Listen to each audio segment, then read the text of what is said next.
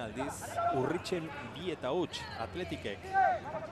Hortik aurrera bolada oso nahi izan zuen, 6 partida jokatu, 5 irabazi bat berdindu, azken 3 egia da berdindu egin dituela, baina 9 daramatza. Galduge jaurtiketa, Bilanuak huts egin du, Atletiken gola. Bidalek 27. minutuan aukera izan du jaurtitzeko, baina gero ATP-an huts egin du, 5 asten goli jaso gabe eta begira zer egituen Bilanua, Juanan. Bueno, tokatzen dira tartean ez.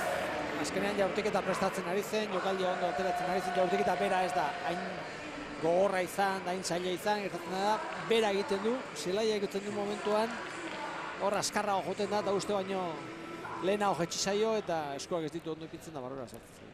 Hor da, Bidalen gola bat eta hutsekoa Kuko Zigandaren taldearentzat hutsa handia egin du Villanuevak, bai abantaila handia hartzeko Atletikek.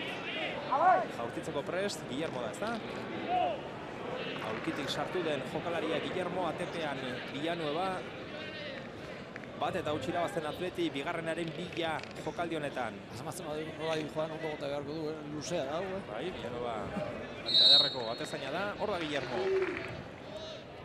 Jaurtik, eta ondo gainditu du Villanueva, 2 eta huts aurreratu da Kuko Zigandaren taldea, 37. minutuan, bigarren zatiko 37. minutuan, alde hau, alde haundia da, nahiz eta oraindik beste 8 minutu eta luzapena geratzen diren Lezaman, baina 2 eta huts aurreti dira Kuko Zigandaren mutilak. Esaten genuen ez, azkeneko minutuetan Atleti hobeto zegoela, askarrago eta biziago izela jokatzen. Real Unionen hasiera biharrengo zatia ona izan da, baina horrez du asmatu, ez dugu aukerarik sortu ere egin.